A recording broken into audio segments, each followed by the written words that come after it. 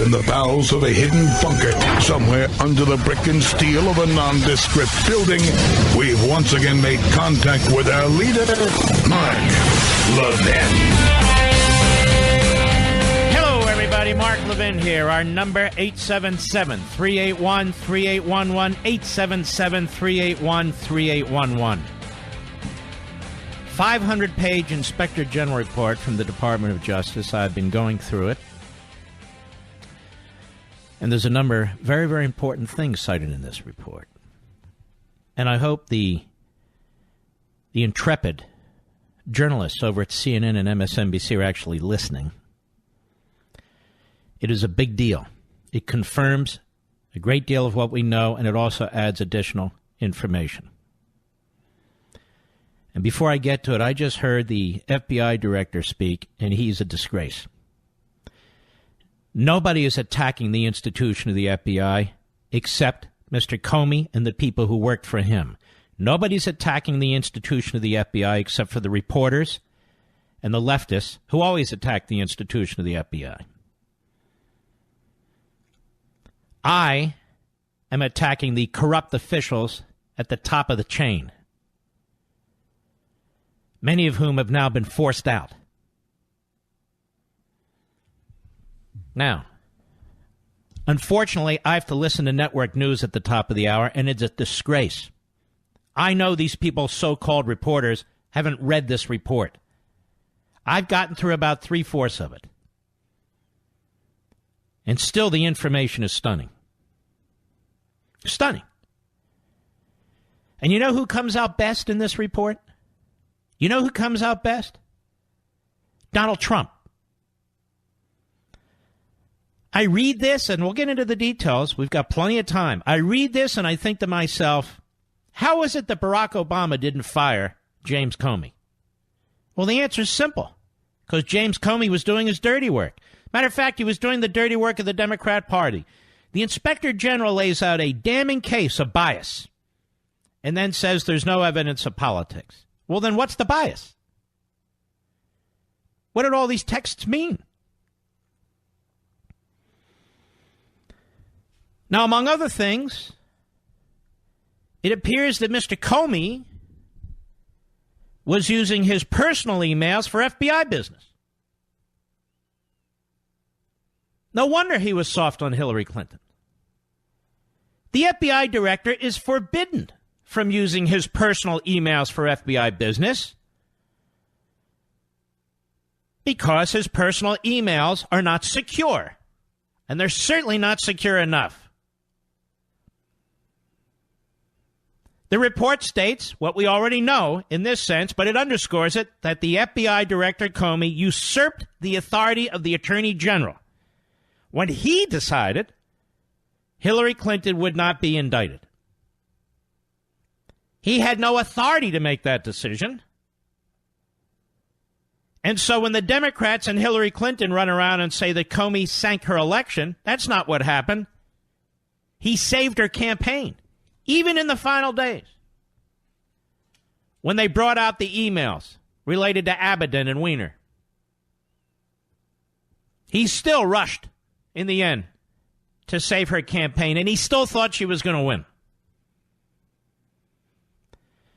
The report underscores that the FBI director, my words, obstructed potential legal action against Hillary Clinton and her violations, serial violations of the Espionage Act. He decided in the spring of 2016, as we knew, not to act against Hillary Clinton.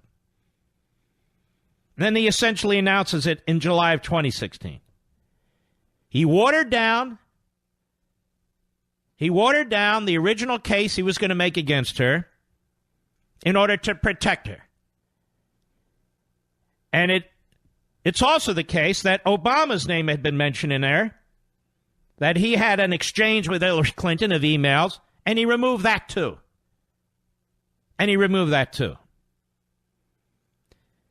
The director of the FBI, the buck stops at his desk, as Harry Truman used to say. He oversaw a staff the report calls a culture of leaking that repeatedly leaked. He leaked, his deputy leaked, and others leaked. And not only that, they regularly receive, the leakers, free handouts from the media. Handouts. You want to talk about collusion? There was collusion between the pro-Hillary FBI, and I speak of the people at the top, and the media. Sometimes they would get free dinners, sporting events, things of that sort. Have you ever heard of anything like that? You wonder why the media hate Trump? Working with these crooked FBI agents. That's what they were. Working with these crooked FBI agents, these crooked people in the media, to try and take out candidate Trump and try to ensure Hillary Clinton's election. What other conclusion can you reach? And of course, Comey oversaw a staff that was anti-Trump. Anti-Trump. Comey violated long-standing rules and procedures of the Department of Justice and the FBI. And he was fired. He was fired not by Barack Obama when most of this occurred, but by the incoming president, Donald Trump. Comey was fired for cause. He was a bad cop, as I've said over and over again. He was a bad cop. He was fired for cause. And the media, which worked with the other bad cops at the FBI, gave them meals, took them to sporting events.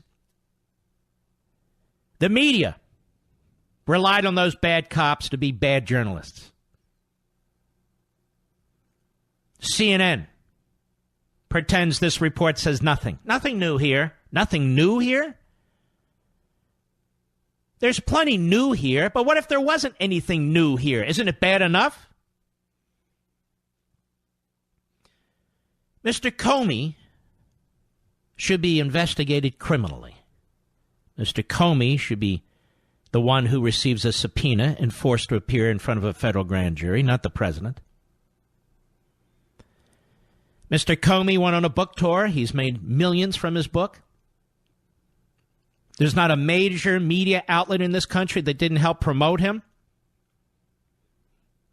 Not a nighttime comedy show that didn't help promote him.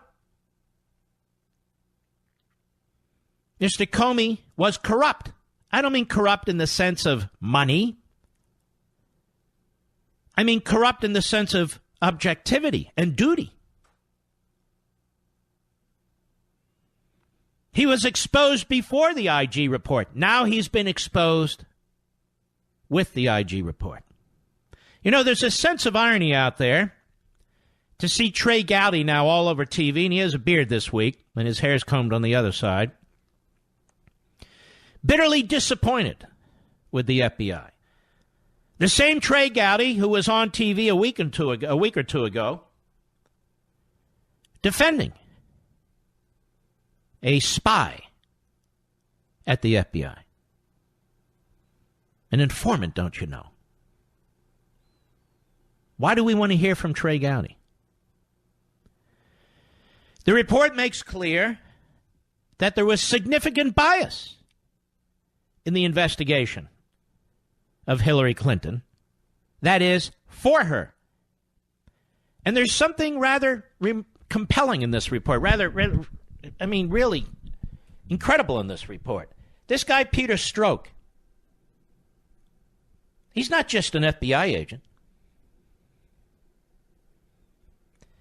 He was the head of the counterintelligence unit. He was a bigwig. He was a senior guy. He led the investigation against Hillary Clinton, such as it was. And he led the investigation relating to Russia. And the Inspector General makes abundantly clear that he treated one investigation much more passively than another.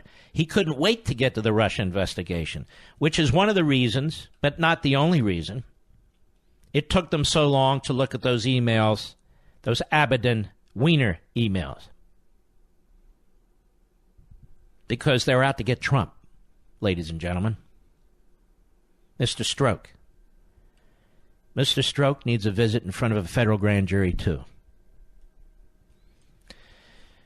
You've heard the line, you've heard the back and forth on the text, the now infamous text between Page and Strzok,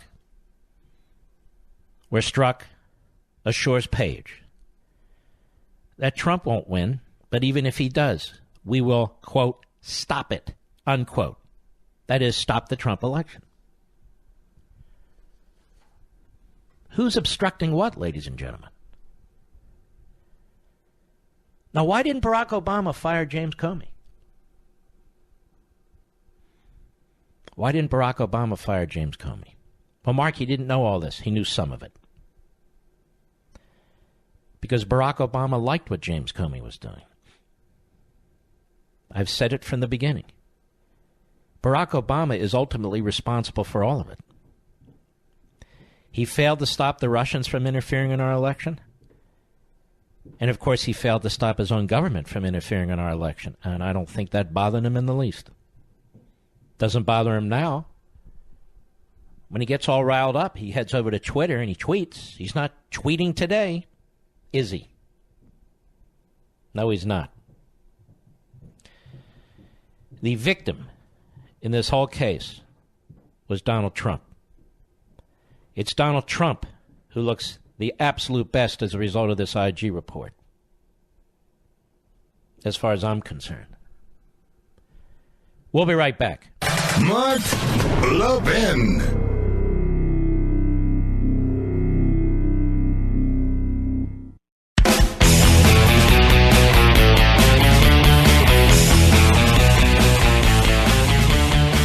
There's much to cover here. The Daily Caller, this is just one little piece of it. This is how they address this issue of handouts to journalists. And by the way, don't you love it when these journalists on TV, so-called, tell us that they stand for freedom of the press? How do they stand for freedom of the press? What do they do to protect the objectivity of the press in this nation? And so they write, the Department of Justice Inspector General identified a number of instances where FBI employees regularly spoke with members of the media and received a number of free perks from journalists, including meals and tickets to various events. On page 12 in the report, the IG says the department, quote, identified numerous FBI employees at all levels of the organization and with no official reason to be in contact with the media who were nevertheless in frequent contact with reporters. The IG expressed profound concerns, I'm quoting, about the volume and extent of unauthorized media contacts by FBI personnel that we have uncovered in our review. It's funny, in March of 2017, when I spoke at length about the espionage efforts against Trump World, I said most of this was coming from the FBI. Who else would it come from? They were leaking. The contact between FBI agents and the media extended to receiving, quote, improperly receiving benefits from reporters, including tickets to sporting events, golfing outings, drinks and meals, and admittance to non-public social events. So the media were paying for information. They had informants who were FBI agents within the FBI giving them information. Now, in the following paragraph, the IG implies that such benefits could have encouraged various agents to leak information to the press. The harm caused by leaks, fear of potential leaks, and a culture of unauthorized media contacts is illustrated in chapters 10 and 11 of our report, where we detail the fact that these issues influenced FBI officials who were advising Comey on consequential investigative decisions in October 2016, the report states, when they were really ginning up the Russia investigation. So this wasn't about Hillary, this was about Trump. The IG is forceful in its opinion that the problem with leaking is not, quote, with the FBI's policy, which we found to be clear and unambiguous. Instead, the leaking phenomenon appears to be a cultural attitude among many in the organization. And according to charts provided in the IG's report, one reporter had contact with 12 FBI officials, including an FBI executive and unit chief. Another reporter contacted an assistant director 21 times, and a special agent 23 times, according to the IG. Some FBI employees were in contact with multiple reporters, with one special agent contacting various journalists 32 times. As such a finding by the IG helps shed light on how various information has reached outlets like CNN or the New York Times throughout the criminal investigation into former Secretary of State Hillary Clinton. One of the striking findings from the report is how senior officials within the organization had no problem speaking with the media and breaking department policy and possibly receiving goods in exchange for that information. Goods, I think we used to call those bribes. Now, if Hillary Clinton had won the presidency, you wouldn't know one damn thing about this. Nothing. That is frightening. You wouldn't know a thing about this. If some individuals in Congress and a handful of individuals in media, one in particular in talk radio, hadn't been pressing, you wouldn't know any of this stuff. None of it. Here's a couple of bottom lines. Number one, Hillary Clinton should have been indicted. The fact is that James Comey saved her from an indictment. But, number two, if James Comey had not made a recommendation, the ultimate recommendation would have gone to Loretta Lynch, the Attorney General. She would not have supported an indictment. So, Mark, why do you say she would have been indicted? Number three, the matter should have been vetted through the public integrity section of the criminal division, where they have very solid career prosecutors who are used to public corruption cases. That's why I feel confident she would have been indicted. Her violations of the Espionage Act are not in dispute. They're not debatable. So most of this was done to protect her. Who else were they trying to protect? The current president at the time, Barack Obama. I'll be right back.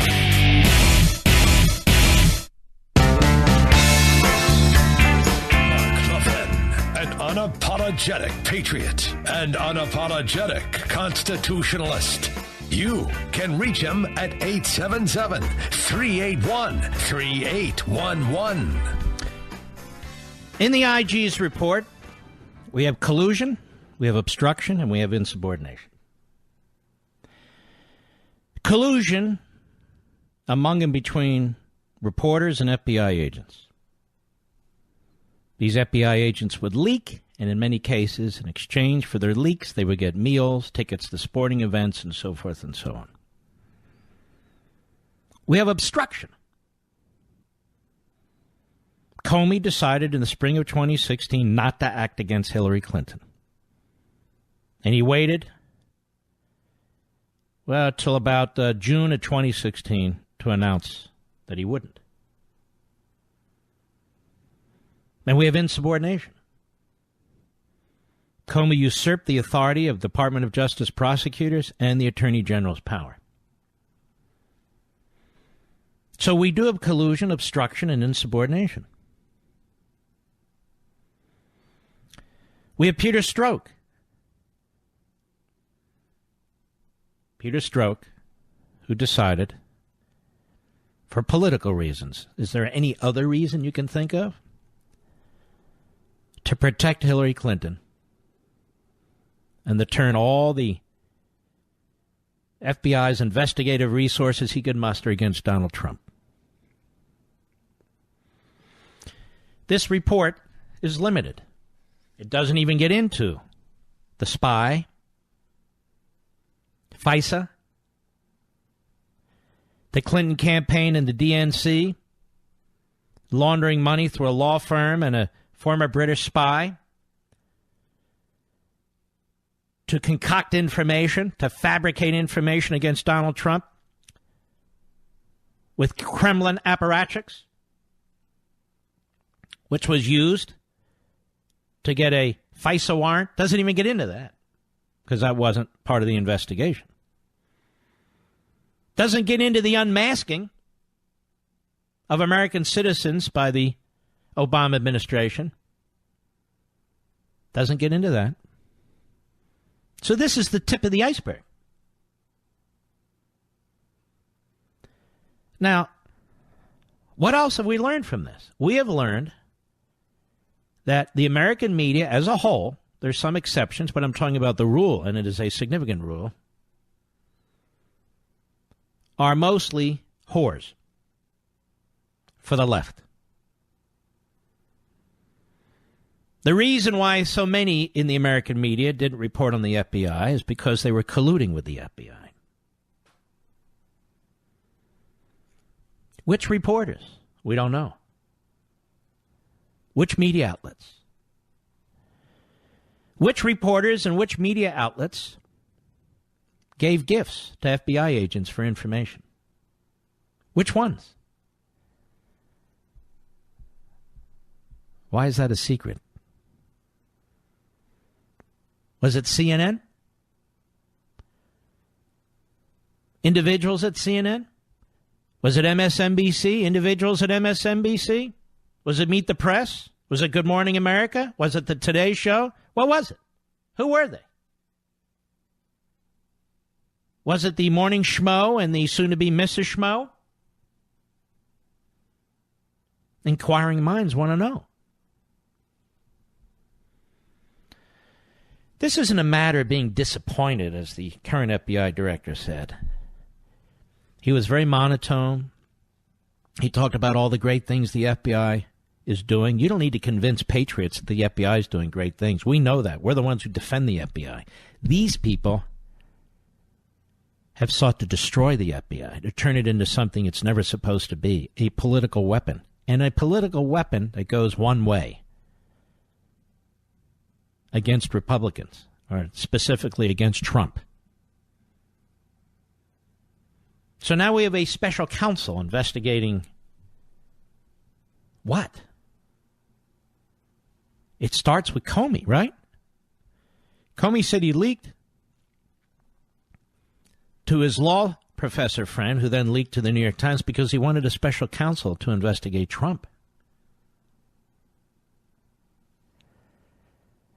Look at the absurdity of this. It's Kafkaesque. So the major perpetrator of the abuses of the FBI, under whom there was collusion, obstruction, insubordination, lawlessness, absolute lawlessness,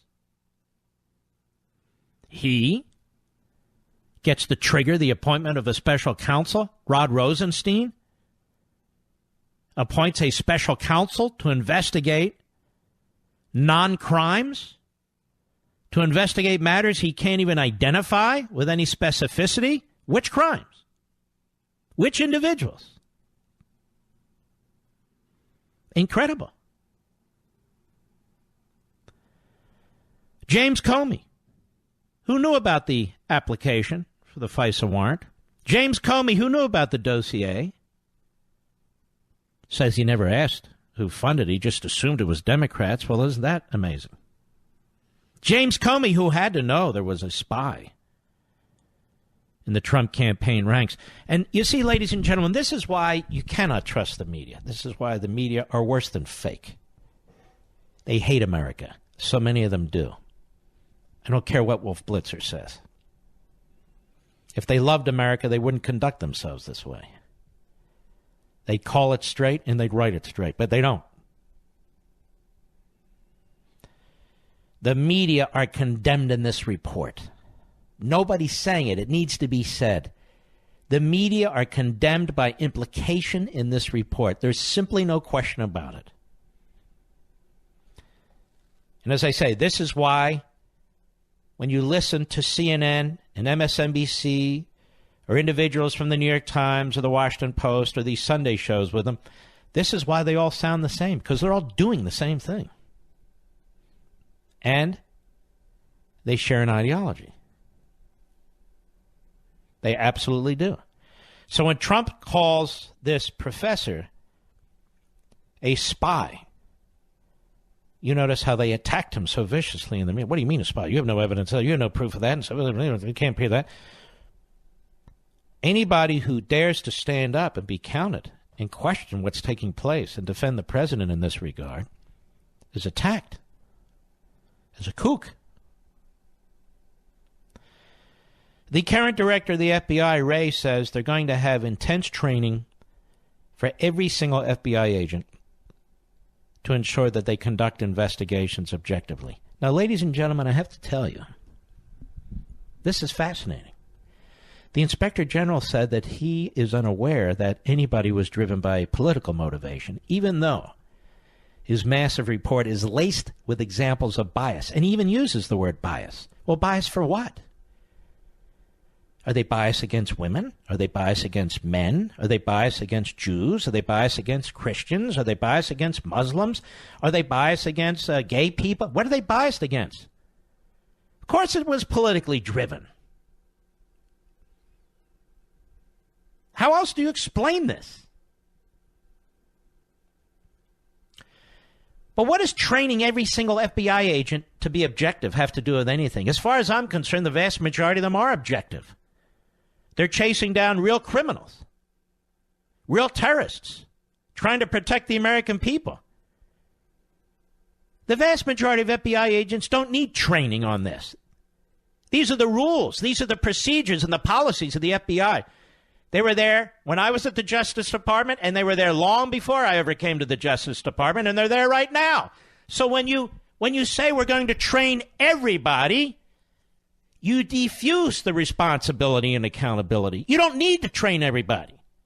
You need to hold the people who violated the standing rules of the FBI to account. And here's the problem. Congress can't hold them to account. An inspector general can't hold them to account. Not criminally. How can it be that we have a special counsel roaming around in the shadows looking for crimes to charge, and we have lawless activity by our own federal government, the Obama administration, at the highest levels of the FBI and our intelligence agencies, and that does not warrant a special counsel? Look, I am not a special pleader for special counsels. They're special because they have to be really appointed in extremely unique situations. And they have to be appointed constitutionally, which means a very specific mandate, specific criminal issues, specific people, specific organizations, not the kind of appointment Mueller got, which is essentially a blank sheet, because that leads to widespread abuse. But who exactly is going to investigate the FBI and the Justice Department with absolute independence from the FBI or the Justice Department? That's the problem. If there was ever a case for a special counsel, it's now. So don't call me and say, can't they be charged with this, charged with that? Until there is an individual who's in charge of an investigation, who has the authority to bring criminal charges, there will be no criminal charges. There should be an active federal grand jury as I speak in Washington, D.C., where Mr. Comey, where Mr. McCabe, where Mr. Strzok, where Ms. Page, and all the rest of them. And certain individuals at the Department of Justice, the former Attorney General Loretta Lynch, yes, Sally Yates, the former Deputy Attorney General, throw a wide blanket, just like Mr. Mueller does. He throws his blanket everywhere. But in this case, we have very, very serious violations. Very. The intrusion into our election by the Obama administration, using the entities and the instrumentalities of the federal government, is 100 times worse than anything the Russians did. And I have nothing but contempt for Putin. I'm one of the few radio talk shows and one of the few hosts who has been consistent in my contempt for Putin, unlike the Code Pink Republicans. And, as I said, it is rather remarkable that the administration that failed to prevent that intervention or do anything effective about it was the Obama administration, and they're not under investigation for anything. I'll be right back. Mark Levin.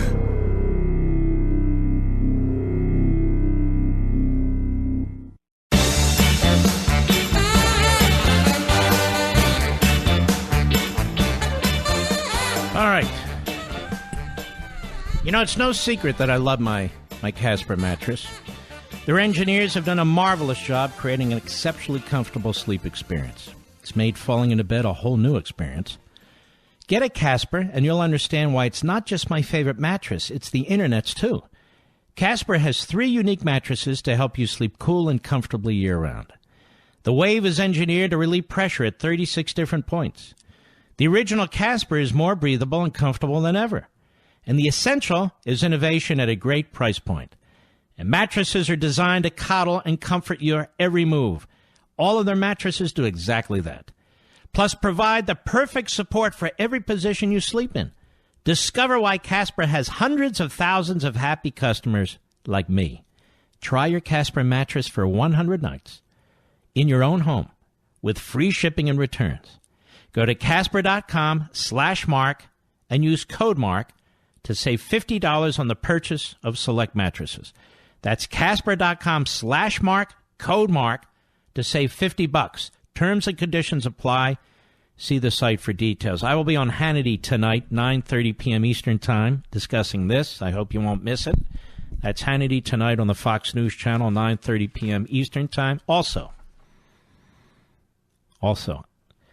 you Levinites out there, if you enjoy listening to this program, you feel like you've learned something from this program, if you want to vote in the National Radio Hall of Fame campaign that's taking place right now, and that's what you're encouraged to do by the National Radio Hall of Fame, I would be very honored and thankful for your votes. And here's how you can vote. You can vote 2 different ways, both ways. So you can actually vote twice.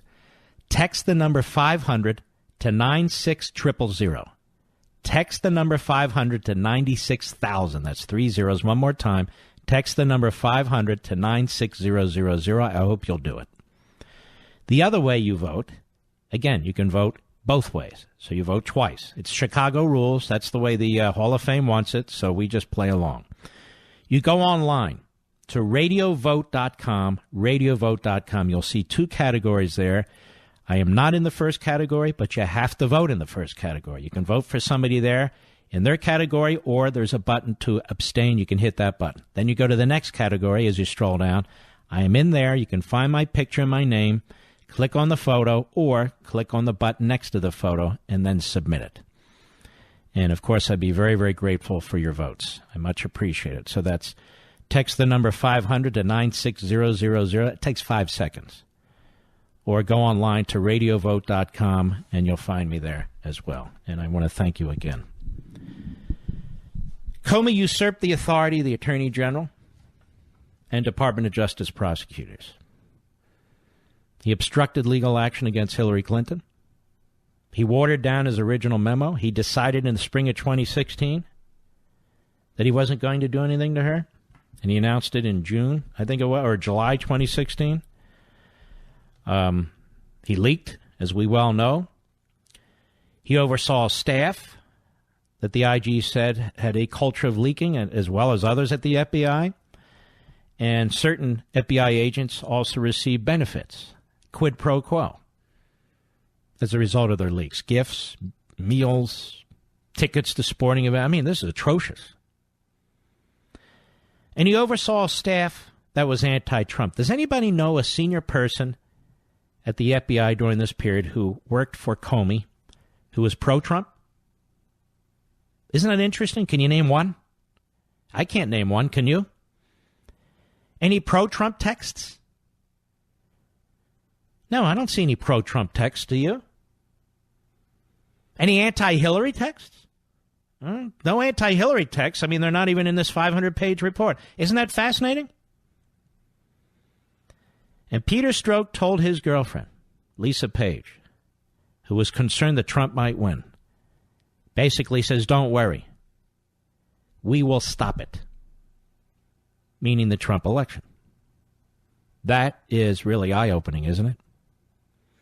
The IG also says that he prioritized the Russian probe over the Hillary Clinton email case, which is why that case received far less attention than the Russia case, because of his animus for Trump. But it wasn't political. No. He was just born with this animus for Trump, you understand.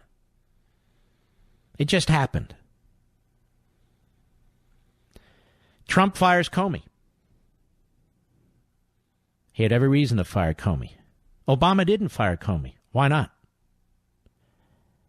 Because he liked what Comey was doing. Comey was doing the dirty work. And the media. The media in this country. Slobbering all over Comey, slobbering all over his book,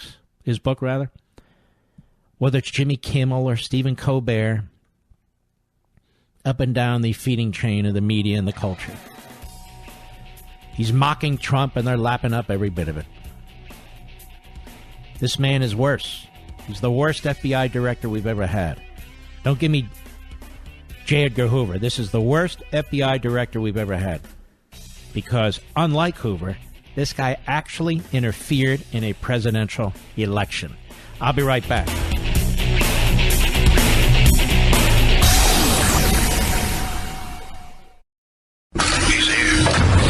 He's here.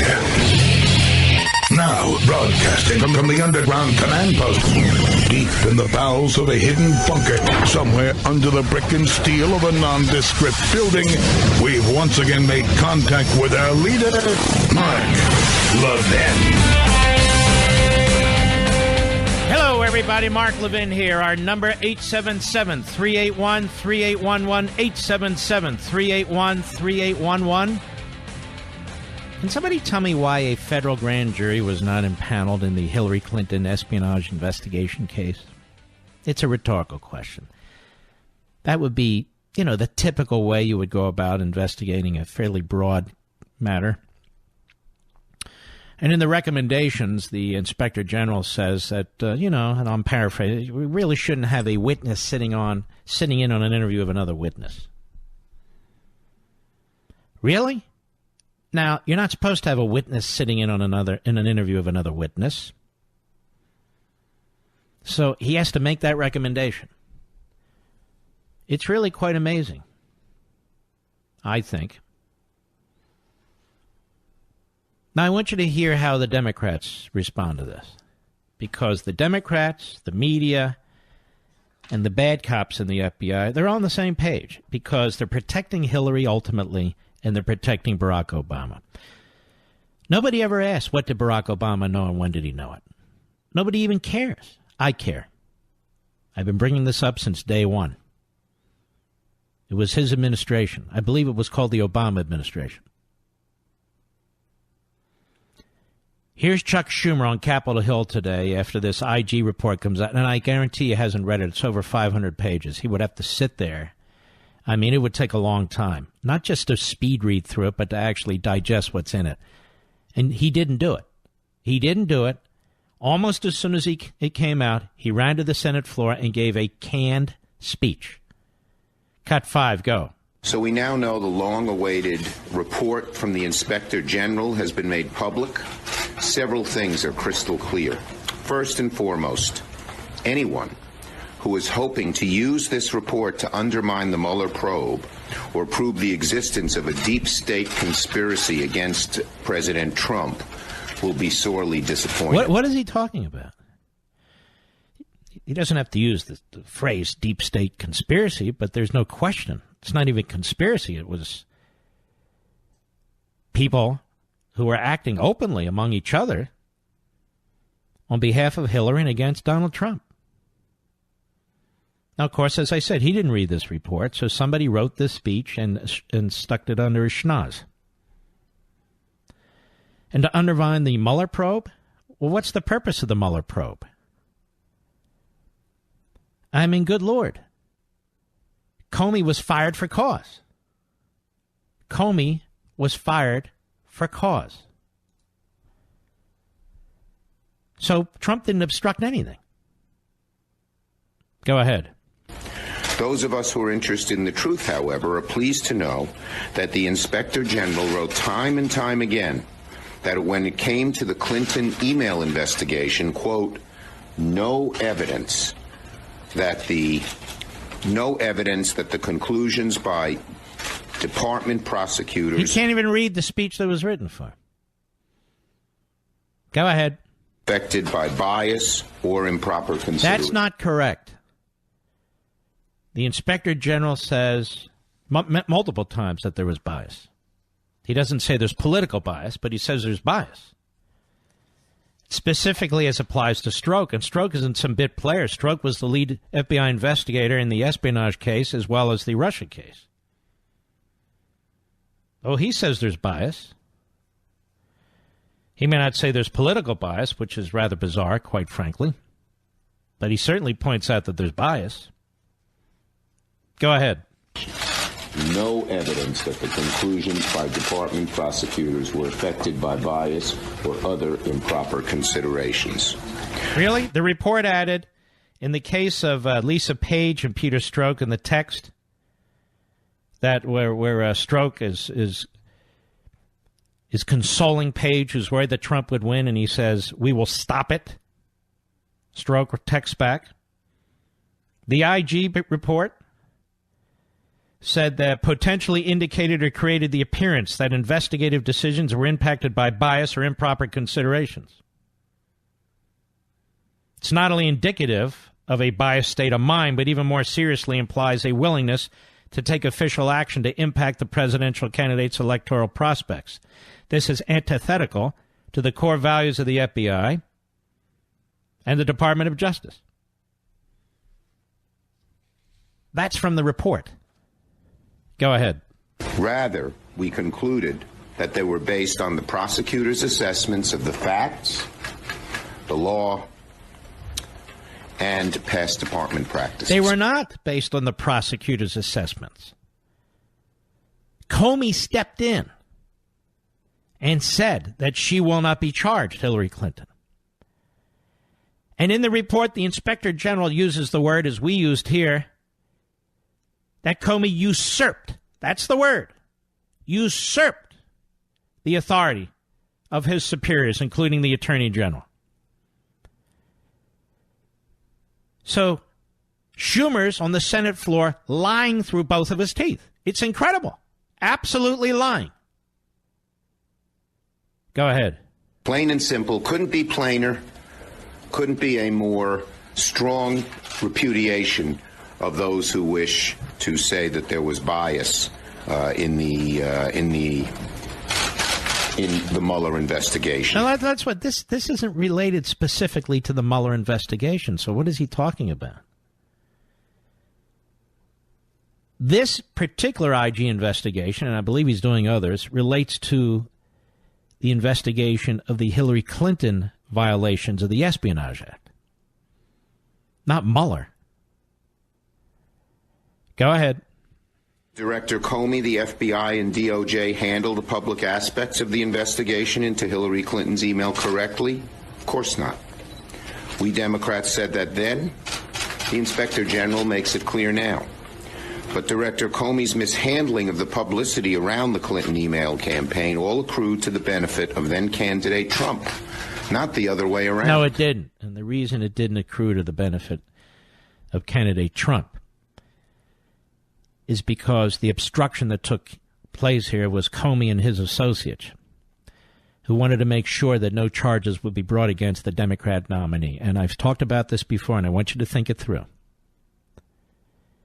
Hillary Clinton violated the Espionage Act. She conducted herself with gross negligence on material issues. That's why she set up this private email system to get around the secure official State Department email system. And as Secretary of State, everybody knows they're going to receive and send classified information. Everybody knows it. And we're supposed to play along here and pretend that she didn't. The cover-up that ensued with her lawyers, official and unofficial, and the idiotic statement she made about wiping emails. Oh, you mean like with a rag? The extensive efforts that she and her surrogates went through to conceal emails, to destroy emails. I mean, that's typically what gets people charged with crimes, correct? You imagine if anybody on the Trump team did that? So the FBI went along with this. They did not impanel a grand jury, which is exactly what they should have done. When they crashed into Hillary Clinton, it was a couple of hours. Very quick. Out. I don't believe there's even a transcript of it. And it didn't matter what Hillary Clinton said, because in the spring of 2016, as we well know, and as the IG underscores, Comey had already decided he was going to cover for her, that they would take no legal action against her. And so they were very busy changing the words in the memo that they were preparing, that is essentially his speech, in order to dumb it down and water it down as much as possible. And that's what they did. And so Schumer is just part of the problem. Ladies and gentlemen, Schumer supports tyrannical government as long as he thinks it's in his party's favor or his favor. These are not principled people. Hillary Clinton was the Democrat nominee, and she should have been indicted on multiple counts of violating the Espionage Act. And we've since learned from two committees in Congress that in fact, and we learned this today, that in fact, Hillary Clinton's emails, certain of her emails, were accessed by foreign entities. By foreign entities. That's a big deal, isn't it? Which is exactly why she wasn't supposed to do what she did. No mention by Mr. Schumer of the collusion between the media and a dozen FBI agents. No concern whatsoever from Mr. Schumer that some of those FBI agents received gifts from media companies for their leaks, I'm sure. Otherwise, why would they get gifts? He's not concerned at all, because Mr. Schumer doesn't care. No concern by Mr. Schumer that Comey usurped the authority of the Attorney General whether or not to charge Hillary Clinton. He's just mad that the former director of the FBI had these press conferences, that's all. He wished that he would have obstructed these investigations, but have done it quietly. That's his complaint. That's what it basically boils down to. We'll be right back. Mark Levin.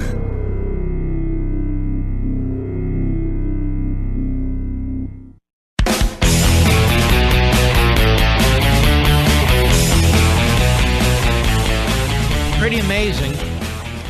We have this Inspector General report, and Chuck Schumer isn't moved 1 centimeter.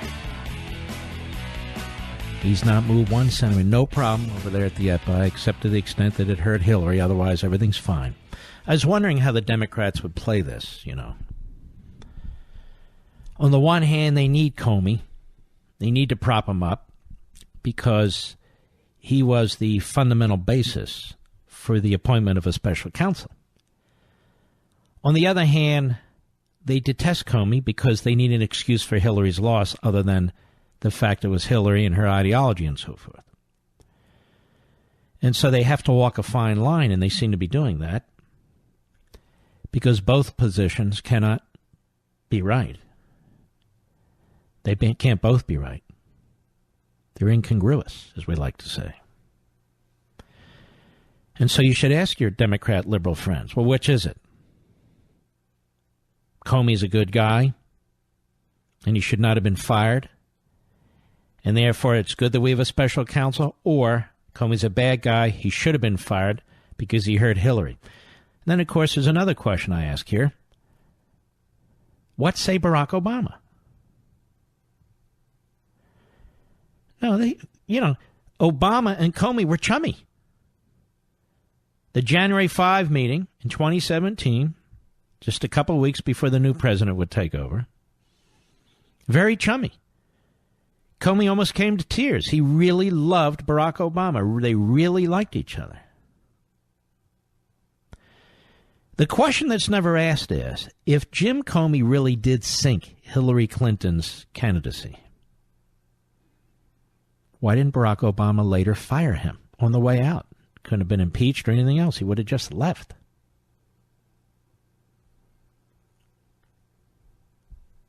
Now, I've also been saying all along that these bad cops, these leakers in the intelligence services and so forth and so on, they thought Hillary was going to win. They thought there was no way Trump was going to win. And all the so-called big money was on Hillary. But she lost. Do you realize if Donald Trump wasn't elected president and Hillary Clinton was, we wouldn't know anything about any of this? The corruption at the highest levels of the FBI? The corruption at the highest levels of the intelligence agencies? Do you know we wouldn't know any of this? Isn't that incredible? The media wouldn't get to the bottom of it. You know, the media that protect freedom of the press while they're giving tickets to FBI agents for taking sides in a presidential election and other gifts. That media that's protecting the First Amendment. Yeah, we wouldn't know any of this.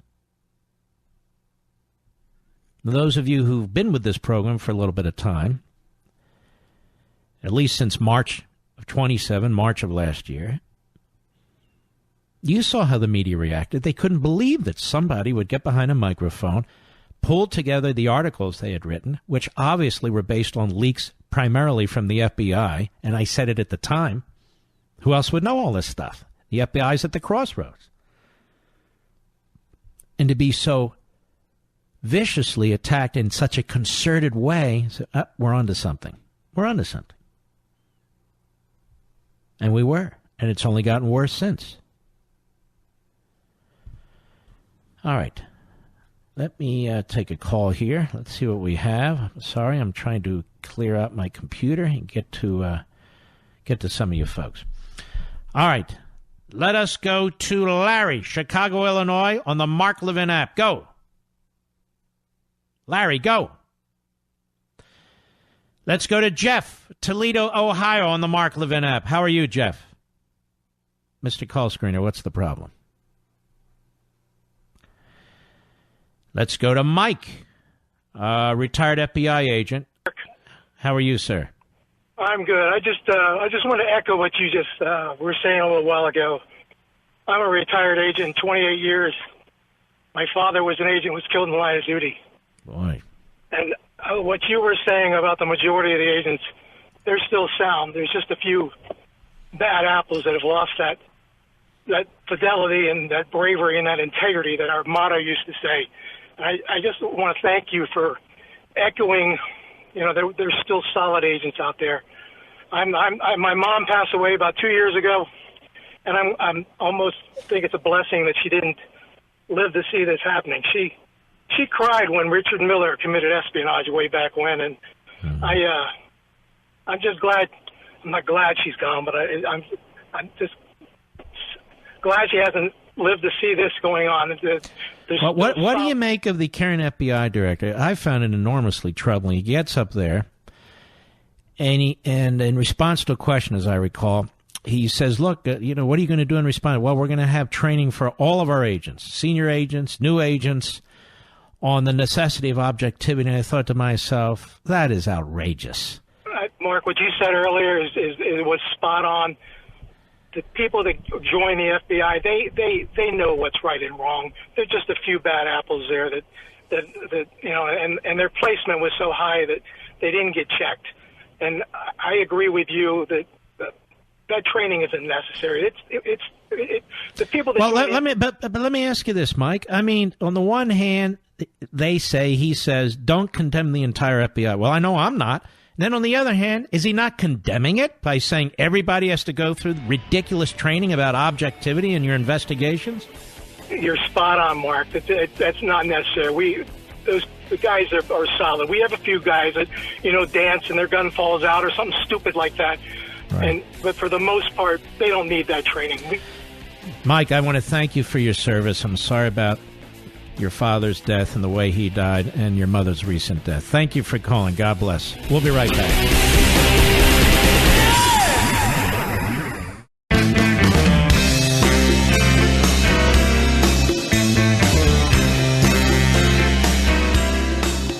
If you're trying to reach Mark on the air, call him at 877-381-3811. The Mark Levin Radio Show continues. You don't owe thousands to the IRS, do you? Probably not. So you don't know the depths of depression, sleeplessness, and anxiety my listener endured before taking my advice and calling Optima Tax Relief. He owed over $40,000. That's right, $40,000 to the IRS with no way to pay, much less the interest and penalties that compound daily. He was in IRS crosshairs, aggressive collection calls, threatening letters. And if you want to know what Optima did for my listener and how little he ended up paying the IRS, go to OptimaTaxRelief.com. Watch his verified video and prepare to be impressed. There's the evidence. Now picture yourself with your IRS nightmare in your rear view. That's what Optima does. They know that behind every tax problem are honest, hardworking people, families, homes, savings, and paychecks that need protection. They've resolved over $500 million in tax debt for clients.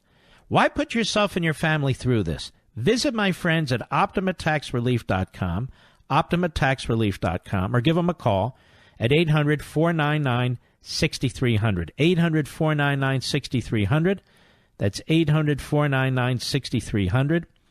These are the professionals. These are the experts, former IRS people, some of them, lawyers, some of them, CPAs, some of them, smart as hell. And they will do everything they can to help you. So join with them. 800-499-6300, Optima Tax Relief. All right, let's take a few more calls here. Let me see what we have here. Hold on one second. Here we go. Gary, Knoxville, Tennessee, XM Satellite. Go. Thank you for taking my call, Mark, and thank you for looking over this IG report and bringing out the important aspects of it, which I know the fake news is not going to do. So I do appreciate that, but particularly those so-called news people, sir, who were giving gifts to these people. Yeah, but it's bizarre how the Inspector General seems to be taking a page out of the Comey investigative report guidebook and pointing out how Comey has all the evidence on Clinton. Well, maybe it's not pointed out, but all the evidence is on Clinton. He takes the kids' gloves to her, and then on Trump, there's no evidence. He takes the boxing gloves out with lead weights in it, and I go so far as to say it seems as though the FBI manufactured a connection between Russia and the Trump team, and then he says that that's not political bias. It just stinks that the same thing was done when Comey did that to Clinton with all the evidence and exonerated her. It just makes me believe that all this is leading to nothing, exactly a big fat zero, because there's nobody in a position of authority that is willing to take on the Clintons and Obama for that matter, because he's just as responsible for all this stuff too. So it just makes me feel like nothing's going to happen again. Well, unless we get a prosecutor who's actually in charge of this, who doesn't have any ties to any of these people. And I will continue to push for this, and I have been for a long time, regardless of people. We don't like special counsel. Neither do I. Well, Mark, you're a hypocrite. You said they're unconstitutional. No, I didn't. I said Mueller's unconstitutional because of the defective way in which Rosenstein gave him his mandate and appointed him. They're not all unconstitutional, but in this case, it certainly is the case. All right, my friend, very good call. Kathy, Scranton, Pennsylvania, the great WTRW. Go. Oh, I love your show, Mark. You're so informative. Thank you. You're our voice. We need you. A government that has police powers and is not accountable to anyone. And today with the IG report, Horowitz, it was distinction without a difference. That's the way I look at it. The FBI knew what they were doing. They worked for Obama, and they knew what they were doing, and they just did it anyways. And so let's not forget, they didn't even put in the spies. Putting spies in a campaign. You're right. I mean, you know. Well, that really wasn't part of this particular investigation, but you're exactly right. They didn't bring up the spies. They didn't bring up the abuse of the FISA court. They didn't bring up the dossier. They didn't bring up any of that stuff. Nathan Hale. There's a bust of him. There's a statue of him at Langley. And he's a spy that got hung by the Brits. Maybe you should do a book on that, too. You know, Nathan Hale would be a good one because, you know what? J. Edgar Comey knows him. So does Brennan. So does Clapper. And now they got Clapper and Brennan on CNN all the time. Fake news. NBC. Let me ask you a question. Kathy. Any pro-Trump, anti-Hillary texts from any of these agents? Well, he's 72. I haven't seen any pro-Trump, anti-Hillary texts. Have you? Out of all the texts that have been released, have you seen any? Let me ask you this, Kathy. Which among these FBI agents involved in this matter was pro-Trump? None of them loved Exactly. him. None of them pro-Trump. Not a single pro-Trump text. Nothing about pro-Trump in the IG's report. They were singularly for Hillary and singularly against Trump. That's pretty damn amazing, don't you think? Today's Donald Trump's birthday. Well, I want to go. sing him a little song. All right, but not now. I'm not in the mood. All right, Kathy, thank you very much. Well, yes. And happy birthday, Mr. President. I think the president will have for his birthday dinner what I get for my birthday dinner, pretty much. You know what it is, Mr. Producer? A well-done steak with ketchup. That's right. I like it. Greg, Portland, Oregon, on the Mark Levin app. How are you, sir? Great, Mark. It's nice to talk with you again. Appreciate what you do. It's really the Lord's working away, I think. My comment today was there's been a collaboration going on for the last 50 years in America, and it started in the 60s on our college campuses with the leftist indoctrinations producing the leaders that we have today. I think it's just the fruit of that movement way back then, and it's getting worse and worse now. I don't disagree with that at all, and I also think you see it in the media in this country. Exactly. It encompasses the media, even corporate America in ways, and it's all the way across society. So it's a big problem, and we just need to stick to the truth, stick to the facts, and fight the good fight. And I appreciate your leadership in that area. The campuses have been facilitating moral degradation and moral relativism for the last 50 years, and we need to fix it somehow. Academia has gone wild. I think it's become an ideological monopoly. It's become a financial monopoly. We just pay and pay and pay and send our kids to these places. You know, one day I'm going to have to really think this through. I've talked about that in a few years and write about it and see if we can't figure out something, because you're exactly right. They say the Soviet Union is dead. It is, except on our college campuses. All right, my friend. Good call. I appreciate it. Now, we have this New York Attorney General, or is she a temporary Attorney General, filed a lawsuit today against the Donald Trump Foundation.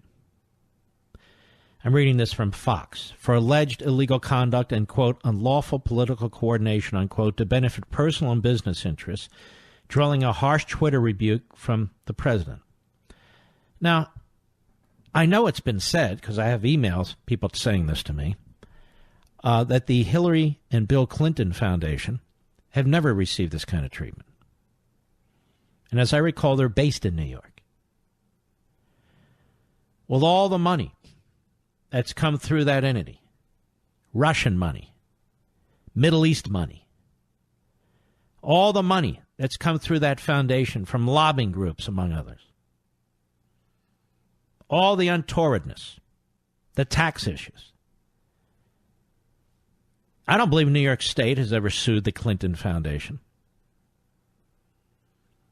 Now, the suit was brought today following I'm reading from Fox, a months-long investigation led by disgraced, in Trump's words, former Attorney General Eric Schneiderman. Well, it's in everybody's words. He was a woman beater and a sexual abuser. He was a sick man, a pervert. Acting Attorney General Barbara Underwood filed a lawsuit today over the foundation's alleged, quote, persistent illegal conduct, unquote, which occurred over, quote, more than a decade, unquote. Now, if it occurred over more than a decade, why did they wait until now to bring the lawsuit? If it occurred over more than a decade. Well, we know the answer to that, don't we, ladies and gentlemen? Because in so many ways, our legal system, our so-called justice system, is the plaything of the left. And the Attorney General's office in New York is among the most despicable. The way they treat private businesses that are not on their side, the way they treat nonprofit groups that are not on their side, the way they treat individuals that are not on their side. It is a loathsome, in many respects, political operation, which abuses the rule of law. Again, that is the definition of tyranny. The suit alleges that there was extensive, unlawful political coordination with Trump's 2016 presidential campaign and alleged violations of basic legal obligations for nonprofit foundations. But the president fired back on Twitter, blasting the lawsuit and Schneiderman for never having the guts to bring the suit while he held the post. President said, and this is why many of us really like Donald Trump, he doesn't just sit there and take this stuff. If he had been one of these other Republicans, they'd be talking through their lawyers. We do not believe that the president, in any respect, violated the laws of New York, and we intend to really confront this and fight this in the courts. Thank you. President tweets, the sleazy New York Democrats, and they're now disgraced and run out of town AG Eric Schneiderman, are doing everything they can to sue me on a foundation that took in $18,800,000 and gave out to charity more money than it took in $19,200,000. I won't settle this case, Trump tweeted. Schneiderman, who ran the Clinton campaign in New York, never had the guts to bring this ridiculous case, which lingered in their office for almost 2 years. Now he resigned his office in disgrace, and his disciples brought it when we would not settle, Trump added. The suit claims that Trump used the foundation's charitable assets to pay off his legal obligations, promote Trump brand hotels and businesses, and to purchase personal items. The suit also claims that the foundation, quote, illegally provided extensive support to his 2016 presidential campaign by using the foundation's name and funds it raised from the public to promote his campaign for the presidency. Okay, how so? How so? You know, these when they put out these charge sheets and they put out these press statements that go with them, that's only one side speaking. You realize that. But the media love it. The media don't care because the media want Trump and his foundation to be guilty. No criminal justice reform for the president and his family. No. No endless due process rights like you get if you're a mass murderer and you're on death row for 29 years. No due process rights as if you're a terrorist. Well, Mark, he gets due process rights. Yeah, he gets legal due process rights. But I'm not even talking about that. I'm talking about the trashing of the president and the trashing of his family with a filing like this. The suit also seeks to ban President Trump from future service as director of a New York nonprofit for 10 years and ban Eric, Donald Trump Jr., and Ivanka from service for 1 year. See, it's intended to humiliate and embarrass. In many ways, it's a PR stunt. The problem is it's brought in New York. It's brought in New York, and depending on the judge, could be a very liberal, Trump-hating judge, because judges anymore, in so many respects, not all, but too many, are just as political as the political hacks who appoint them. I'll be right back. Mark Levin.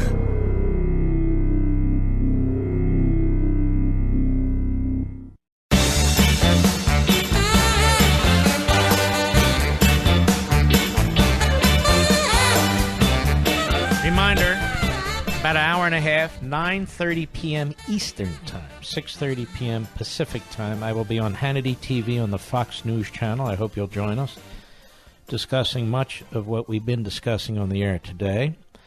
And hopefully by then I will actually complete my review, as I've been looking at it during the breaks, of this over 500-page document. I doubt it by then, but I've gotten through a hell of a lot of it, much more than Chuck Schumer.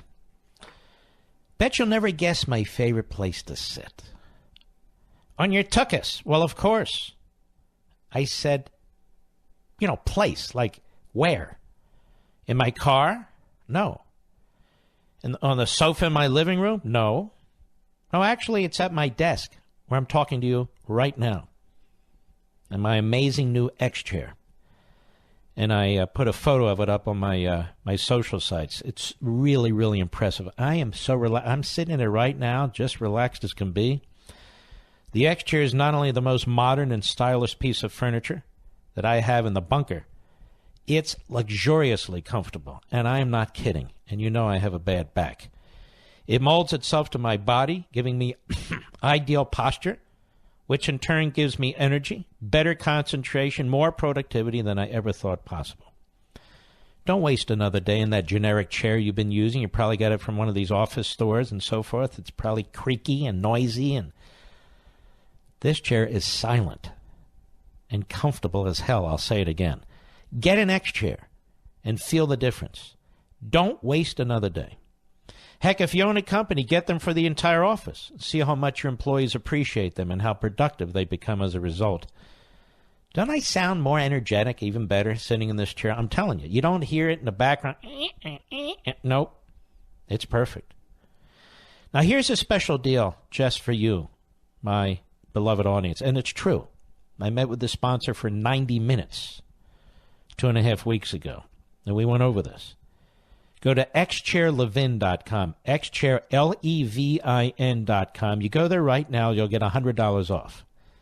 That's xchairlevin, xchairlevin.com. Or you can call them, 1-844-4-XChair. Doesn't get any simpler than that.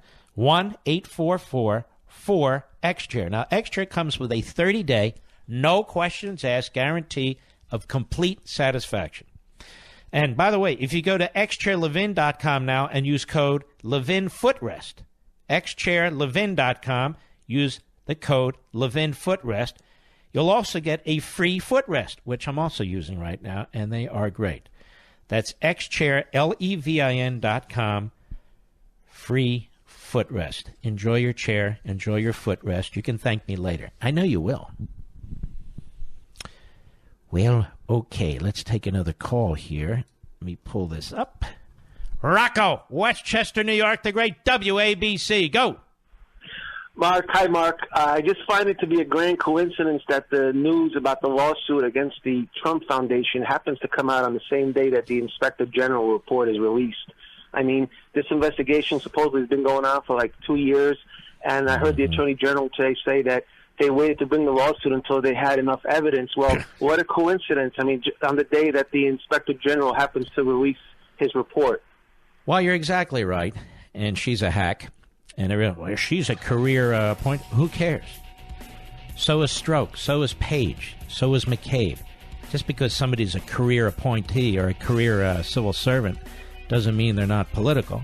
Most are not, but it doesn't mean she isn't. In fact, she did exactly what you said, which exposes her.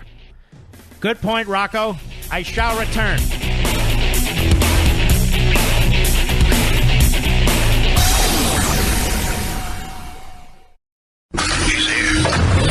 He's here. Now, broadcasting from the underground command post, deep in the bowels of a hidden bunker, somewhere under the brick and steel of a nondescript building, we've once again made contact with our leader, Mark Levin. Hello, everybody. everybody. Mark Levin here. Our number, 877-381-3811, 877-381-3811. So the Inspector General finds Jim Comey to have been insubordinate, among many other things. And the Inspector General referred the former Deputy FBI Director's case, McCabe, to the U.S. Attorney for as a criminal referral. So that's the number 1 and 2 at the FBI. And the Democrats think it's no big deal. The Democrats just keep yelling all day long. The IG found no political bias, found no political bias, found no political bias. And not just the Democrats, the media. That's what's so, incredible to me. While they found no political bias, he found a lot of bias. And what kind of bias is it? I don't understand. Let me repeat my question so the backbenchers tomorrow can regurgitate it. I have now looked through, I've read 3/4 of this report, but I've looked through all of it, and I cannot find a single reference to a text, to an email, to a document that was pro-Trump by these FBI officials. Nor can I find one that was anti-Hillary. I can't find a single top-level FBI person who was pro-Trump and anti-Hillary. What do you think of that? That's pretty incredible, isn't it? And then they tell us, well, it's not political. What are you, attacking the FBI? I've never attacked the FBI. I'm attacking these bad cops at the FBI. Because that's exactly what they are. They're bad cops. But the media has played an enormous role here in perpetuating the objectives of the bad cops and perpetuating an ideological agenda, the politicization, in my view, of the top levels of the FBI, the cover-up of these activities. And it's just incredible. Most of these media personalities sound like Chuck Schumer. Say many of the same things. Absolutely appalling. There's an issue out there, and I need to get to it before the end of the program. And it's the separating kids from their parents when illegal aliens come into the country. And I keep scratching my head. When did this become an issue? Why is it an issue in the last 3 weeks? Things don't just happen. There's not just coincidences out there. So these left-wing ethnic front groups, they push this agenda. They push it into the same media that the FBI used to go after Trump. They push it into the phony media. It's pushed into Capitol Hill. The Democrats repeat it. Then the Republicans start repeating it. And all of a sudden, we have this issue. Now, the exact same processes were in place under Obama. You never heard a word about it. And what happens is, if somebody is coming into this country illegally, and that somebody is a parent and they bring a child, the parent has to be detained and processed. And in some cases, depending on the parent, if there's a record and there's a known record, or if this is a repeat performance by the illegal alien, they're separated from their child so their child doesn't go to a detention center. So the child goes to the nearest relative or to a foster home or is some way protected while the parent is dealt with. How is that inhumane? What are we supposed to do? What are we supposed to do? Say to the parent, all right, fine, you have a child, come on in. What do we do in the case, and I bring this up all the time, when we have American citizen parents and American citizen children, not dreamers, of course, that only applies to illegal alien children at the age of 30. What do we do if a parent or both parents are convicted of crimes? What do we do with the kids? Do we say you can't separate the kid from the parents? You can't separate the kids from the parents? Well, Mark, they've had a trial and everything. Well, let's say they didn't have a trial. Let's say there's been an arraignment and they're dangerous and you keep them in jail and so forth and so. That happens all the time. Do you ever hear news reports about going soft on a criminal parent who's an American citizen because they shouldn't be separated from their children? Have you ever heard of that? I've never heard of a story like that. Now, all of a sudden, when somebody comes in here illegally, an adult, and they know what they're doing, they know it's illegal, and they bring a child, just as an example, and they're separated because the goal of separation isn't to be, a horrid country. The goal of the separation is to protect a child while you're addressing the lawlessness of the parent.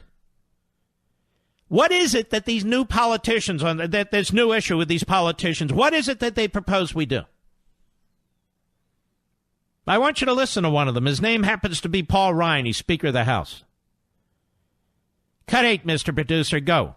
Are you comfortable with the current zero-tolerance policy leading to parents and children being separated at the border? No, I'm not. This is because of a court ruling. And so this, I do think, ought to be addressed.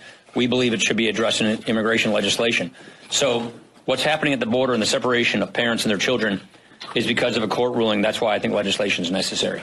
Casey. Mr. Speaker, on that point, this is actually a policy change from the Trump administration for zero tolerance. There's also a court ruling involved. So this is something that we think should be addressed in legislation. Let's stop. Of course, it's Trump's fault. What the Trump administration is doing is enforcing existing law. If that's a change in policy from the Obama administration, then so be it. But wouldn't that mean that the Obama administration was lawless? Does anybody care anymore? Nobody cares anymore. Progressivism, socialism, Marxism, that's the name of the game. The Constitution's in the way, screw it. If the rule of law is in the way, screw it. Go ahead. This is inhumane. Do you agree? We don't want kids to be separated from their parents. I think I just made that really clear. And we believe because of the court ruling, this will require... It's not just a court ruling, Mr. Speaker, and you damn well know it. Why don't you tell us exactly how you would address it? And one of the ways you stop this is by securing the border.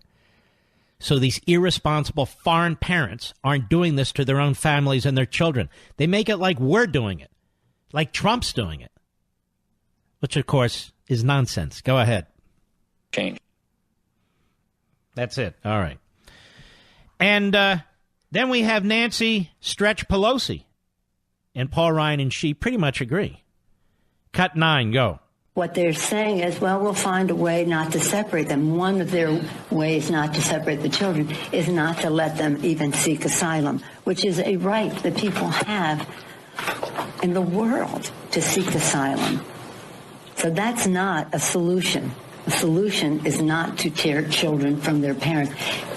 Don't stick peas up your nose. Don't stick a stick in your ear. What is it that they don't get about how stupid and wrong and immoral and the Catholic Conference of Bishops in their statement, they said... Oh, now she cites a religious group.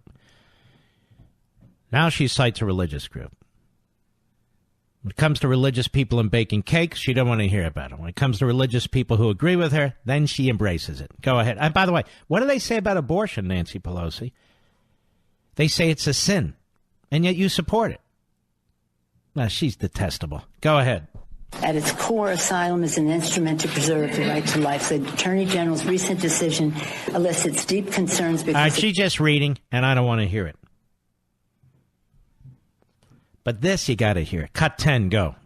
When we had a hearing on a subject related to this, asylum seeker, refugees, etc., the Association of Evangelicals, the evangelicals testified that asylum, refugees and asylum, that is they called it the crown jewel of America's humanitarianism. I don't have any problem with people legitimately seeking asylum if they can demonstrate that they are fleeing from a genocidal regime.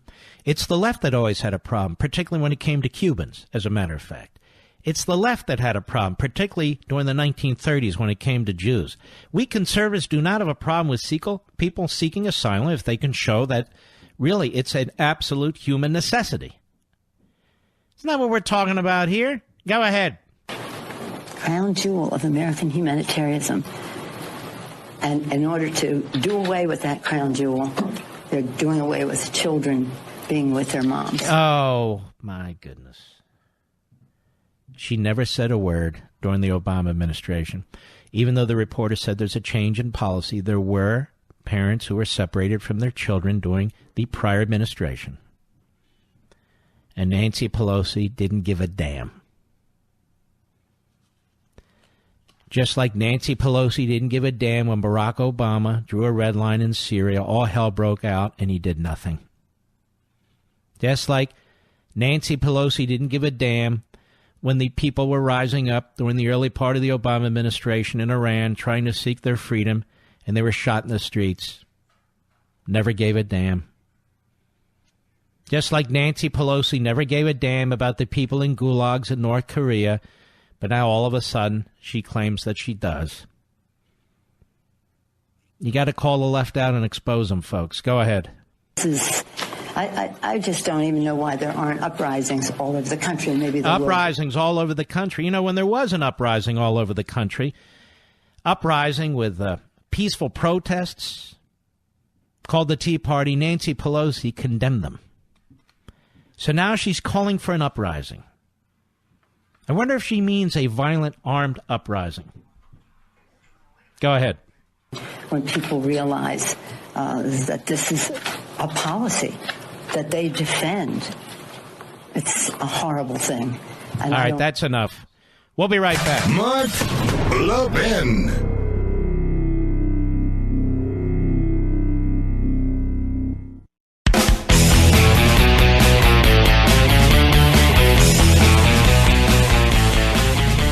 Got to keep moving, folks. We're bouncing around a little bit, but these are issues that have been around the last day or two that I've been meaning to get to, so I want to hit it. In the United Nations, we have an outstanding ambassador, Nikki Haley. And there was a resolution to condemn Hamas. A resolution to condemn Hamas. And it got a bare majority, which means it lost. About a third of the member countries abstained. A majority of like 2 supported it, and the vast majority, and then the rest opposed it. They voted not to condemn Hamas. Actually, the vote was, let's see, the result of the vote is in favor 120, against 8, abstentions 45. Vote not to condemn Hamas. Got it? Vote not to condemn Hamas. Nikki Haley at the UN yesterday, she had this to say. Cut 13, Mr. Producer, go. The nature of this resolution clearly demonstrates that politics is driving the day. It is totally one-sided. It makes not one mention of Hamas. Now, so this is a resolution, a different resolution in which they're condemning Israel, but not Hamas, and that's what she is addressing. Go ahead. Routinely initiates violence in Gaza. Such one-sided resolutions at the UN do nothing to advance peace between Israel and the Palestinians. Everyone recognizes that. But advancing peace is not the goal of this resolution. I suspect even my Turkish friends know the passage of this resolution won't change anything, but that it looks good for the people back home to think they're doing something. That is pure politics. So now she introduces an amendment, an amendment to condemn Hamas. Here she is again. Cut 14, go. Our amendment rightly condemns Hamas's indiscriminate firing of rockets into Israeli civilian communities. It accurately condemns the diversion of aid and resources from civilian needs into military infrastructure, including terror tunnels used to attack Israeli citizens. It justly expresses our grave concerns about damage done to border crossings that are hindering the delivery of desperately needed food and fuel to the people of Gaza. This is a modest amendment that reflects the minimum truth of what is going on in Gaza. And it was rejected. You know, people say, and I agree with it, why are we in the United Nations? I've said, since I've been on radio, 15 years, we should start a new organization of democracies and republics, or even countries that are close to being democracies and republics. This is a fraudulent entity, an absolutely fraudulent entity. We sit down with our enemies. We sit down with genocidal regimes who most of their resolutions are aimed at attacking Israel. They have nothing but contempt for us, the United States. We make no progress here. I don't even understand its purpose anymore. It certainly isn't peace and understanding and communication. So why don't we set up something different? Something different. A union of Republican and Democratic institutions, and I mean those lowercase r, lowercase d. What's wrong with that? I mean, I understand it'll be a much smaller organization, but so be it. I have no problem with that. But it's not going to happen. I don't know why it doesn't happen. I don't know why we put up with this. All right, let's see what's going on. Oh, great. My call screen is down, Mr. Producer. Who shall I go to? Bill, Charleston, South Carolina. Go. Hey, Mark, let me get you off speaker here. Hey, how can you hear me? Yes, sir. Go right ahead. Yes, my comment is basically I'm trying to figure out how many pieces of classified information were on Comey's personal email. Well, the IG's report doesn't suggest there was any. However, there's still FBI business on the personal email. Now, in the case of Hillary Clinton, there is a news report out today that, in fact, her emails, in some instances, were seen by foreign actors, quote-unquote, intercepted by foreign actors, including at least one classified document. Seems to me like a slam-dunk case against her, doesn't it to you? Oh, absolutely, without question. As a matter of fact, I believe there are special access programs were found on her email, which I'm familiar with. Mm-hmm. And if that's the case, then she should be in jail. Well, she certainly should have been charged. And, of course, people, well, that's a constitutional crisis. Well, no, the Democrats would have had to nominate somebody else. They were protecting her. They were protecting Obama. This is a massive scandal. And, of course, the media are involved in it now. We knew it before. We knew why before. And now even the IG points out that you had media organizations giving gifts to FBI agents. FBI agents, in turn, were giving information to the media organizations. That's third world crap. I'll be right back.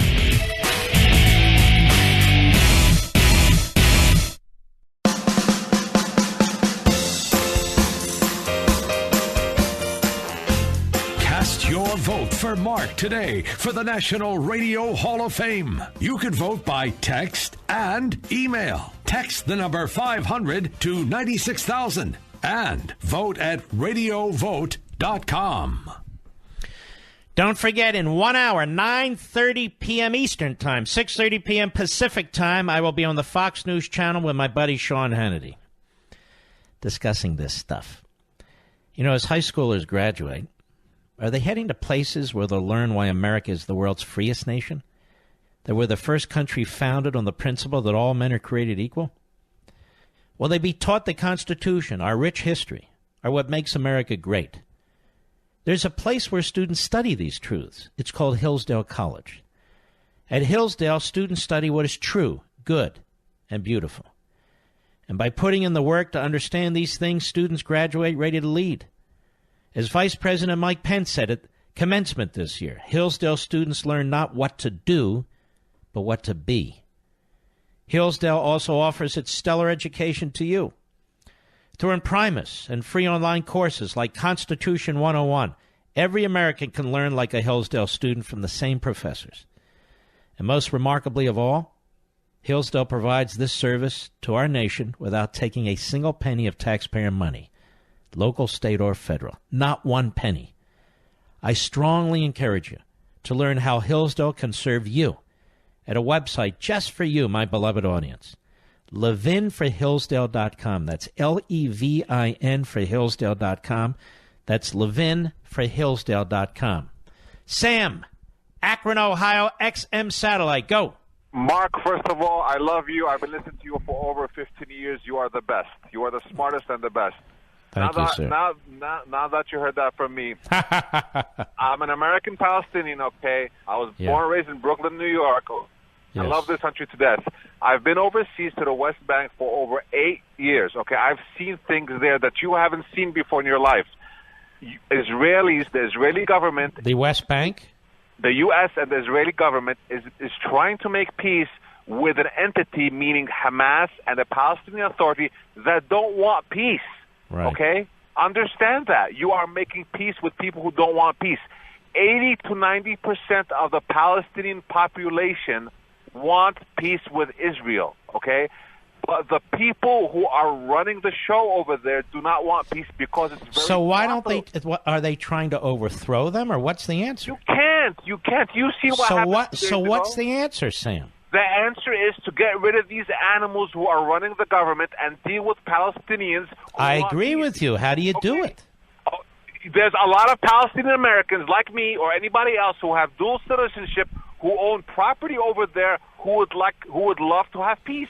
Palestinian Authority members do not own property in the West Bank. They've come in the 90s from other countries and have used the West Bank and Gaza as a property. I'm a little confused. Go ahead, ask.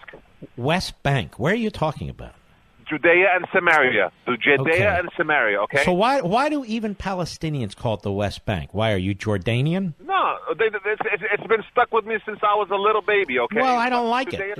Just because Jordan called it the West Bank doesn't mean we have to call it the West Bank. I always call it the Holy Land, okay? I think you talk to Palestinians who are Israeli proper, who has Israeli citizenship, you to ask them, would you want to live in Judea and Samaria? They say, hell no. I love Israel. Israel gives me education. Israel gives me Let me tell you something, Sam. Two quick stories. Number one, about 2 years ago, I was in shopping somewhere. A guy comes up to me and he says, I want to tell you something. I was born in America. My parents are Palestinian. I love you and I love your show. It's told me exactly what you said. The Palestinian people, they want peace, but Hamas wants war. And the Palestinian Authority is corrupt. I said, okay, so what can we do about it? What are you going to do about it? That's number one. Number two, I'll tell you something else, Sam. I was in a cab. I may have told everybody this when I was over there last month, I think it was, for a very brief period of time. And I get in the car, and the cab driver couldn't wait to talk to me. He was Egyptian. He was Muslim, and he'd been living in Israel, I think he said 35 years. And here's what he said to me, Sam. I want to know what you think. He said he loves it there, that he's treated equally there, and that if the Palestinian regimes would have peace with the Jews, they'd get everything they want. You agree with that? You're correct. That's what he said. I'm telling you right now, 80 to 90%, I'm not going to tell you 100% of Palestinians want peace. 80 to 90% of Palestinians all over the world want peace. We are tired, and Israelis are tired too. I know you guys are tired. I'm an American. Aren't you tired? Let me ask you something, Sam. Go ahead. What about these movements on these college campuses that are led by a lot of these radical left organizations, some of which are fronted by Palestinians that are very hostile? Some of these people haven't held a real job in their life. This is their job. Their job is to create chaos and create left-wing, God knows what, so people continuously argue. What would happen? Why do you think the State Department has never made peace in the Middle East for the past 50 years? Half those people would be out of work by now. Come on now, let's be... You know what, Sam? I like you. What do you do? Well, I'm a podiatrist by trade. Really? So, Yes, I am. I was born and raised. I try to contact Trump so I could get invited to the White House so I could make. But he's not returning my messages. Well, gee, I wonder. I mean, he probably has 5 million messages a week. You know. You got to call him. Tell him Sam wants peace. Sam, it's not like I can pick up the phone and call him. Mark, I know you and Hannity. Both of you keep saying the same thing. But look, all I can say is this: you're a foot doctor. That's what correct. You are. You know, I could have used you about a month ago, but what can I say? I was born and educated from this country. I would never have the same things I did living in the West, living in Judea and Samaria. Believe me, I would have. All right, Sam. All right, my friend. You call again. You're welcome. Now let's go to Guy in North Hollywood, California. 870 The Answer. Israeli. How are you, Guy? Good. How are you, Mark? Good. Sam sounded like a pretty good guy, didn't you think? I think he is right about every word that he said. Yes. And it's so unfortunate to know that this is the way that people act around the world. Instead of trying to achieve something, they want to destroy it. Well, he's saying Hamas and it's the old PLO, you know, they have their hands around the throats of the people in these areas. Well, this is how they live in palaces, each one of them, and all the rest of the people are angry to eat something, and this is how they devastate their own countries and places. Mm-hmm. And it's so unfortunate, because every time that Israel put their hand to a peace, they coming against it, and they become exactly like Pharaoh. This is unfortunate. All right, my friend. The hell's wrong with my computer again here? Oh, here we go. Good Lord. Doesn't matter how many new computers I get, how many people I get in the damn thing. It's me. I have bad luck with them. Zeke, Orlando, Florida, Sirius Satellite. How are you, sir? Well, good evening, Mark. I want to thank you for taking my call. Yes, the reason I called was because I believe there's got to be something morally and ethically wrong with the way these prosecutors have been given unlimited power and unlimited money to go out and basically bankrupt people. I mean, we see them doing it up in New York. And one of the things that they're going after the Trumps in New York for is because they know that he can't give them a pardon. Just like they're going after Cohen. They're trying to bankrupt Cohen. They tried to bankrupt the general. They tried to bankrupt Manafort. They tried to bankrupt Stone. Just to clarify for everybody, what you're saying is when the president does not have a pardon power on a state offense, which is true. Go ahead. Yes, sir. Yes, sir. And it's just appalling to me that they have all the money of the state and federal governments to go after all these people. They did it with Scooter Libby, and they just either force you to take a plea or else they bankrupt you. And I think they're trying to bankrupt. And by the way, 90% of the time it goes one way, doesn't it, against Republicans? Well, yeah, that seems to be the case. But I want to throw something else at you too. When I was waiting on hold there, you was talking about the law with the illegal aliens and the minors and stuff like that. Yes, First yes, of all, sir. This guy, Ryan, why does he want to make a law? We already have laws. If you involve a child in a crime, that's child endangerment, and children's services can take that child away from you. That's true, isn't it? We already have laws. And, you know, you can't involve a child in a crime. You can't endanger a child. So why don't they just enforce the current law? Why all of a sudden are we drawn to deal with this law? Because the left pushes the agenda. It always does. And so they always wrap their agenda in babies and children, except, of course, when it comes to abortion. Then babies are a choice, and it's a matter of a human right to kill a baby in the womb. I'm sorry. I don't even have to say that from a religious perspective. I say it from a scientific perspective, too. All right, Zeke, thank you for your call, my friend. Let's go to Brian, Easton, Pennsylvania, the great WABC. Go. God bless you, Mark. You teach us about the Constitution, and I just wonder how many people listen. Paul Manafort, he's probably in angst right now. He's got a big day tomorrow. He's got to go to court. There's a bail hearing. Listen, I practiced law for 35 years in Northampton County, Pennsylvania, from Easton, all around. I know where it is. Yep. It's north of Philadelphia, but Montgomery, Bucks, Schuylkill, Berks, Monroe, then all around there. And there's a big deal. It's called prosecutorial misconduct. And I don't see anybody raising that kind of defense after this report, after the Investigator General's report. So give us some guidance on that, because I think if I the problem that they have is, number one, the judge in Washington, D.C. is a liberal, and she is not really listening with both ears to their arguments.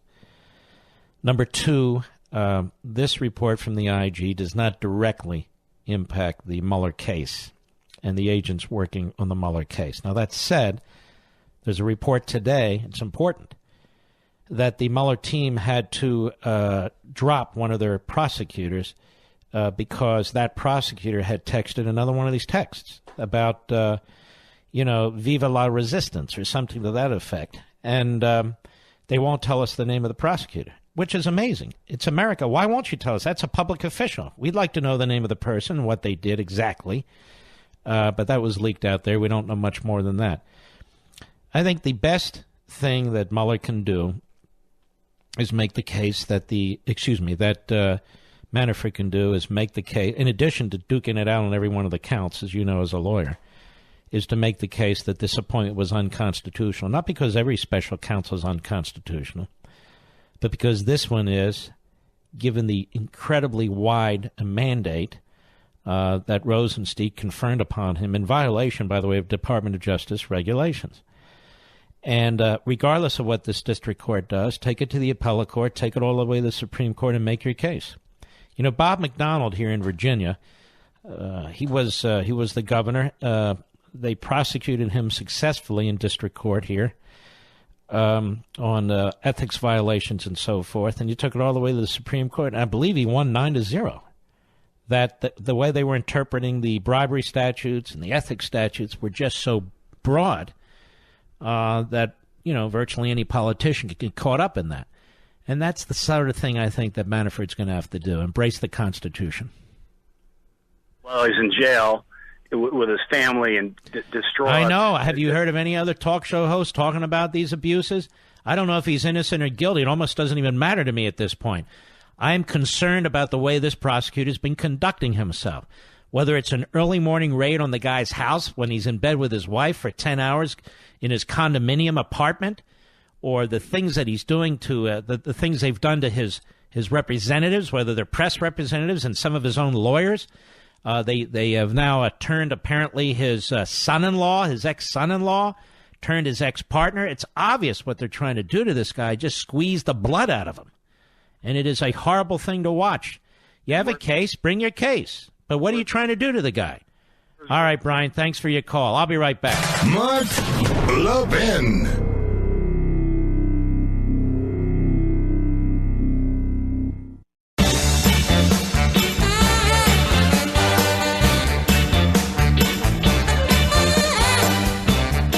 Cast your vote for Mark today for the National Radio Hall of Fame. You can vote by text and email. Text the number 500 to 96,000 and vote at radiovote.com.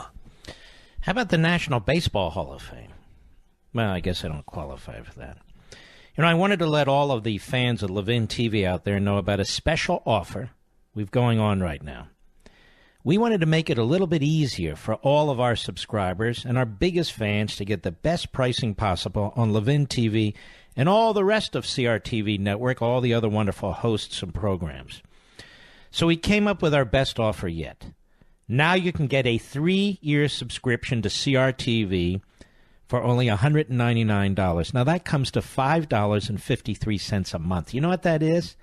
That's like one quick stop at McDonald's, but it's for the entire month.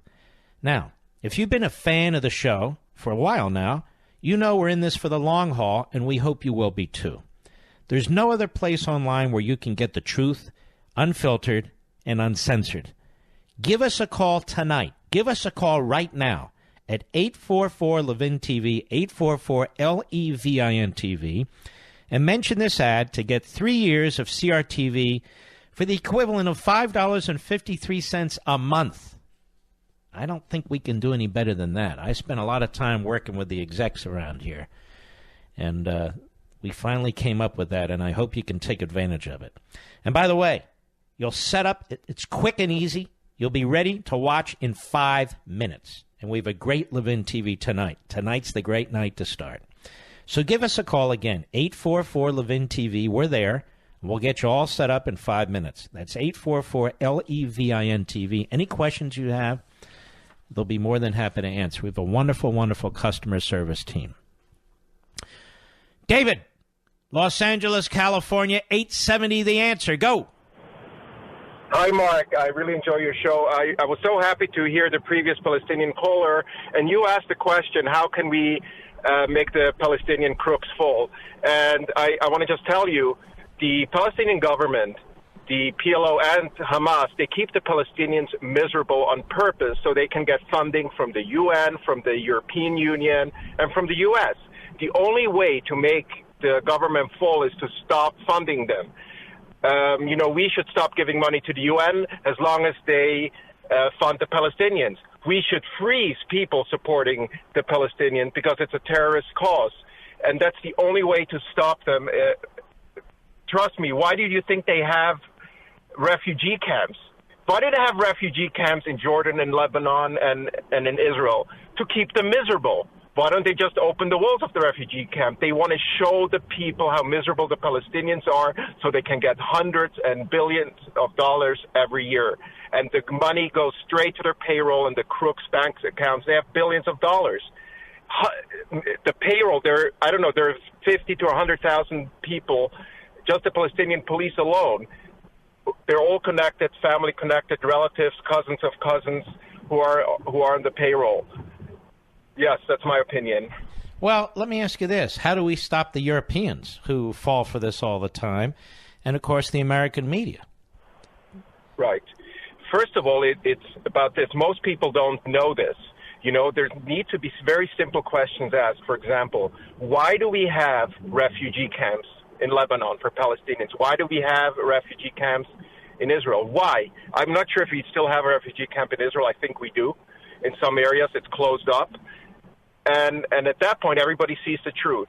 How do we stop the European Union? We pressure them. We have ways of pressure. I'm unaware of refugee camps in Israel. When I was there, I didn't see any refugee camps.